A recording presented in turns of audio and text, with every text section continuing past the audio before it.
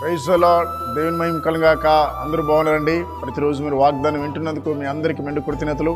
విని మీరు ఒక 10 మందికి షేర్ చేయండి. మిమ్మల్ని మీ కుటుంబాన్ని యేసు దీవించుగాక. రండి దేవుని యొక్క వాగ్దానం కలిసి చదువుకుందాం. సామెతలు 9:11. నా వలన దీర్ఘాయుష్ కలిగిన ప్రియులారా, దీర్ఘాయుష్ ప్రతి ఒక్క మనిషి కోరిక. నేను దీర్ఘాయుష్తో ఉండాలని, 90 సంవత్సరాలు ఉన్న వృద్ధులు కూడా ఇంకొక సంవత్సరం బ్రతికితే బాగుండు అని ప్రతి ఒక్కరికి కోరిక ఉంటుందండి. కనుక ప్రియులారా, దేవుడు నీకు ఇచ్చినటువంటి ఆయుష్ కరెక్ట్గా ఉండాలంటే ఏం చేయాలండి? ఒకవేళ మనుషుల యొక్క తల్లిదండ్రుల యొక్క కాళ్ళ మీద పడితే దీర్ఘాయుషులుగా ఉంటామా? లేదా కొన్ని పేదవారికి అన్నదానాలు చేస్తే దీర్ఘాయుషుగా ఉంటామా? లేదా బాగా డబ్బులు చేర్చి పెట్టుకుంటే దీర్ఘాయుషుగా ఉంటామా? నో, ఇవేమి కూడా మనకి దీర్ఘాయుష్ ఇవ్వదండి. ఇవేవి కూడా మనల్ని ఈ లోకంలో కాపాడదండి. ప్రభు అయిన యేసు క్రీస్తు చెప్తున్నారు, నా వల్లనే నీకు దీర్ఘాయుష్ వస్తుందమ్మా, నా వల్లనే నీకు దీర్ఘాయుష్ వస్తుందయ్యా. నీవు ఉదయాన్నే లేచిన వెంటనే ఎవరి పాదాల మీద పడాలంటే ప్రభు అయిన యేసు క్రీస్తు పాదాల మధ్య మోకరించి ప్రార్థన చేయాలి. యెహోవా యందు భయభక్తి కలిగిన వారికి ఆయన వలన దీర్ఘాయుష్ వస్తుందంట. నేను చిన్నప్పుడే చనిపోవాల్సిన వాడినండి, కానీ ఈరోజు బ్రతికి ఉన్నా. కానీ దేవుడు నన్ను కనికరించి ఆయన దీర్ఘాయుషుడిగా పెట్టాడండి. అనగా నాకు జీవాన్ని ఇచ్చాడు.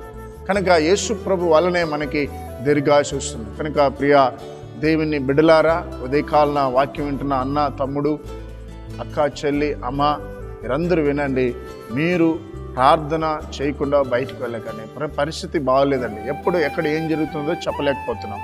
ఉదయాన్నే లేచి ప్రార్థించి తర్వాత మీ పనులకు వెళ్ళండి. దేవుని కృప, ఆయన దీర్ఘాయుష్ మీ అందరికీ ఉండేలాగిన ప్రార్థించేద్దాం. తండ్రి, నీకు వందనాలయ్యా.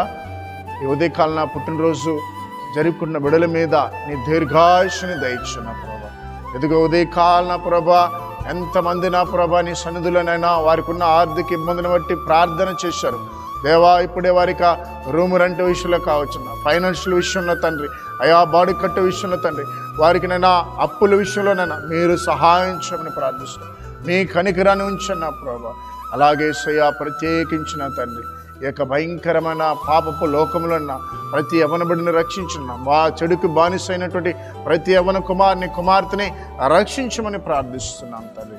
దేవా, ఉదయకాలం ఎంతో మందిని నెమ్మది లేకుండా ఉండాలి నా ప్రభా. మానసికమైన ఒత్తిడితో ఉండాలి నాన్న.